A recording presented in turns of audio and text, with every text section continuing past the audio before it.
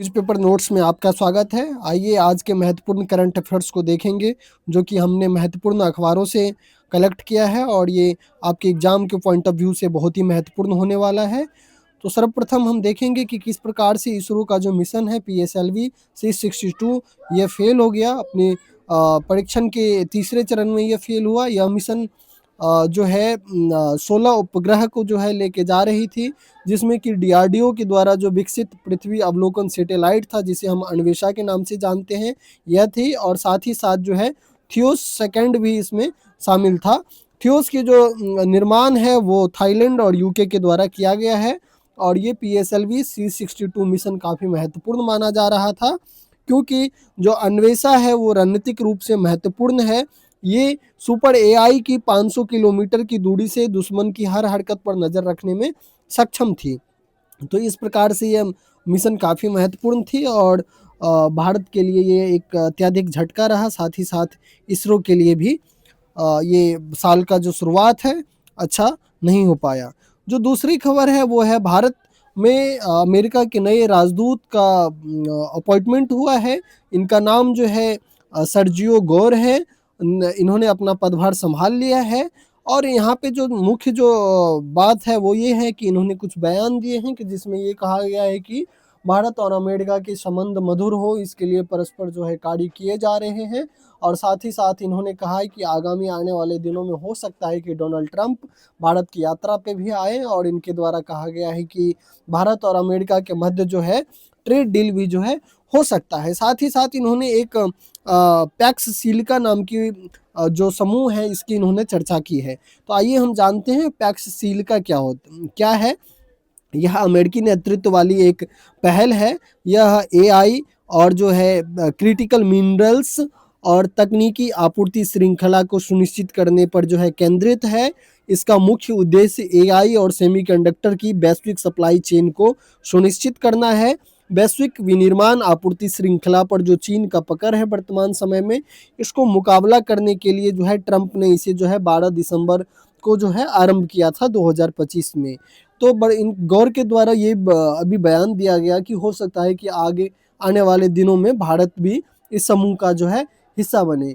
तो अभी देखते हैं कि ये किस प्रकार की चीज़ें जो है आगे परिवर्तित होती है और ये देखना काफ़ी महत्वपूर्ण होगा कि क्या वर्तमान समय की जो स्थिति है भारत और अमेरिका के संबंध में, जहां अमेरिका भारत के ऊपर में बार बार जो है टैरिफ बढ़ाते जा रहा है, तो क्या ये जो खटास है संबंध में अभी ये मधुरता में परिवर्तित हो सकता है या फिर किस प्रकार के कदम भारत के द्वारा उठाए जाएंगे, ये देखना काफ़ी दिलचस्प होगा।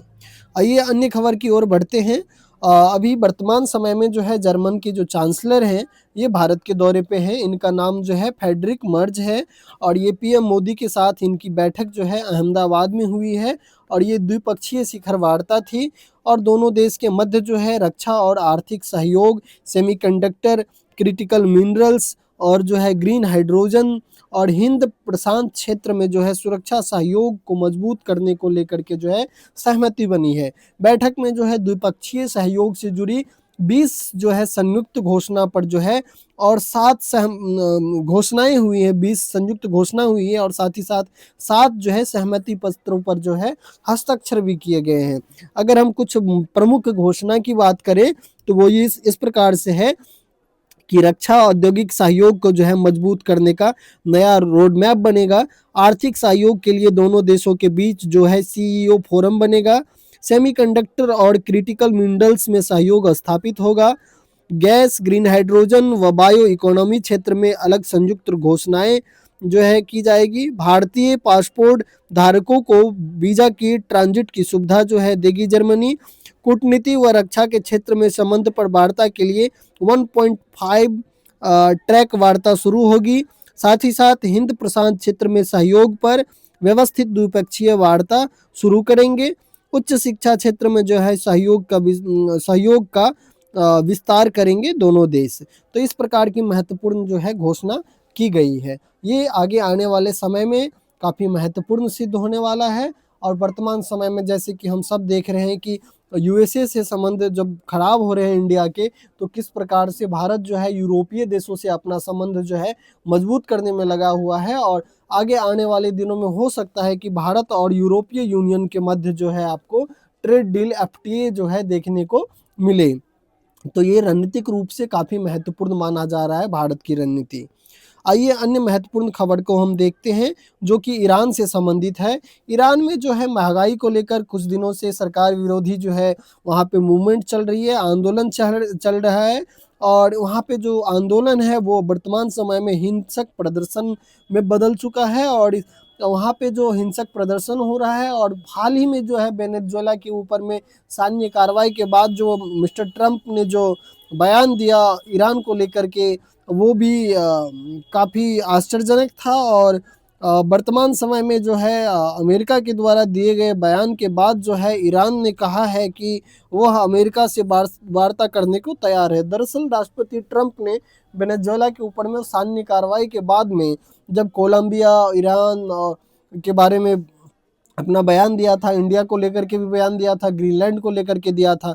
तो उस समय कहा था ईरान में जो अभी वर्तमान समय में प्रदर्शन चल रहे हैं, सरकार अगर प्रदर्शनकारियों के ऊपर में अगर अत्याचार करती है तो अमेरिका इस प्रकार की सैन्य कार्रवाई हो सकता है आगे आने वाले दिनों में जो है ईरान के ऊपर में करे और साथ ही साथ उन्होंने प्रदर्शनकारियों को समर्थन देने की बात कहा था। और वर्तमान समय में जिस प्रकार से राष्ट्रपति ट्रंप के द्वारा प्लान बनाए जा रहे हैं और ऐसा उम्मीद लगाया जा रहा है कि हो सकता है कि अमेरिका के द्वारा वेनेजुएला की तरह ही जो है ईरान के ऊपर में भी है सैन्य कार्रवाई किया जा सकता है।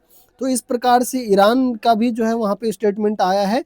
ईरान ने कहा कि अगर उस पर हमला हुआ तो अमेरिका सैन्य अड्डा और साथ ही साथ जो है इजराइल जो है उसके निशाने पे होगा और इसका वो जो है करारा जवाब देगा अमेरिकी हमले का।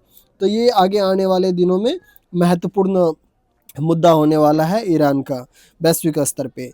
दोस्तों और एक महत्वपूर्ण खबर है वो डायबिटीज़ से जुड़ा हुआ है। किस प्रकार से भारत का खर्च जो है डायबिटीज़ पे जो है विश्व में दूसरे नंबर पे भारत के द्वारा खर्च किया जा रहा है। पहले नंबर पे अमेरिका है। अमेरिका के बाद सर्वाधिक जो है जो मधुमेह जिसे हम डायबिटीज़ के नाम से जानते हैं पर खर्च करने वाला देश जो है वो भारत है। और हर साल जो है भारत के द्वारा 1.4 लाख करोड़ जो है रुपया खर्च किया जाता है डायबिटीज़ नाम की बीमारी पे। डायबिटीज़ पर जो है खर्च मामले में जो चीन जो है तीसरे स्थान पे है। और 2024 में लैंसेट के जो पत्रिका है इसके द्वारा एक रिपोर्ट प्रकाशित हुई थी जिसमें ये कहा गया था कि 1/4 से अधिक जो है डायबिटीज़ के जो मरीज हैं वो भारत के निवासी हैं। डायबिटीज़ पर जो वैश्विक लागत है वो 10 लाख करोड़ डॉलर है। यह विश्व के जीडीपी का जो है 0.22% है। तो दोस्तों डायबिटीज़ वर्तमान समय में एक ऐसी बीमारी हो चुकी है जो कि दिन प्रतिदिन इसके मरीजों की संख्या बढ़ती जा रही है और इस पे देशों के विभिन्न देशों के सरकार के द्वारा भारी मात्रा में जो है पैसे खर्च भी किए जा रहे हैं। इसके बाद जो अन्य महत्वपूर्ण खबर है वो भारत और चीन के मध्य जो है फिर से जो है डोकलाम जैसी स्थिति पैदा हो सकता है या फिर जैसे भारत ने अक्साई चीन के ऊपर में कब्जा किया या फिर भारत ने जो है अरुणाचल प्रदेश के कुछ हिस्सों पे कब्जा कर लिया था। उस समय जो भारत और चीन के मध्य जो है रिश्ते बहुत ही ख़राब हो चुके थे और वर्तमान समय में ऐसी स्थिति पैदा होते हुए दिख रही है जो कि पीओके को लेकर के है। जैसा कि दोस्तों हम सब जानते हैं कि जो पीओके है वो एक्चुअली जिसे हम पाक ऑक्युपाइड कश्मीर के नाम से वर्तमान समय में जानते हैं वो भारत का ही हिस्सा है जिसे 1947 में पाकिस्तान ने कश्मीर के ऊपर में हमला करके कैप्चर कर लिया था। कबायली हमले के नाम से उसे हम जानते हैं। तो आइए हम देखते हैं पूरी खबर को। पीओके की जो सक्सगाम घाटी है में चीन की तरफ से जो है चीन पाकिस्तान आर्थिक गलियारा जिसे CPEC के नाम से जाना जाता है बनाने के लिए जो है बड़े पैमाने पर निर्माण कार्य जो है किया जा रहा है। भारतीय विदेश मंत्रालय ने सक्सगाम घाटी को भारतीय क्षेत्र बताया और 1963 के चीन पाकिस्तान की सीमा समझौते के जो है अवैध बताया। चीन द्वारा जो है CPEC के निर्माण कार्य को भी अवैध बताया गया है भारत के द्वारा। अब देखते हैं कि ये जो सीमा समझौता पाकिस्तान और चीन ने 1963 में किया था वो ये क्या था। तो पाकिस्तान ने पीओके के सक्सगाम घाटी को चीन को सौंपा था 1963 में। भारत ने हमेशा से इसे जो है अवैध बताया है, क्योंकि पीओके भारत का जो है अभिन्न हिस्सा है, जिसे पाकिस्तान ने 1947 में कबायली हमले के तहत जो है जबरन कैप्चर कर लिया था। तो दोस्तों, ये देखना आगे आने वाले समय में क्या होता है। जो चीन किस प्रकार से हम देख सकते हैं कि दिन प्रतिदिन जो है भारतीय सीमा से सटे हुए क्षेत्रों में जो है निर्माण कार्य को बढ़ाता जा रहा है। तो भारत और चीन के जो रिश्ते हैं आगे आने वाले समय में देखना काफ़ी महत्वपूर्ण होगा कि किस प्रकार से बदल सकते हैं। अन्य एक महत्वपूर्ण खबर है कि ब्रिटिश खगोल सम्मान जो है एक भारतीय मूल के व्यक्ति को मिला है। यह सम्मान जो है royal astro astronom astronomical society Britain के द्वारा प्रदान किया गया है। यह श्रीनिवास कुलकर्णी जी को मिला है। इन्होंने ब्रॉन एक ड्वार्क गामा रे ब्रस्ट और पहली जो है मिली सेकेंड पल्सर जैसी चीज़ों की जो है अहम खोज की है। तो इन्हें जो है वर्तमान समय में ब्रिटिश खगोल सम्मान जो है दिया गया है।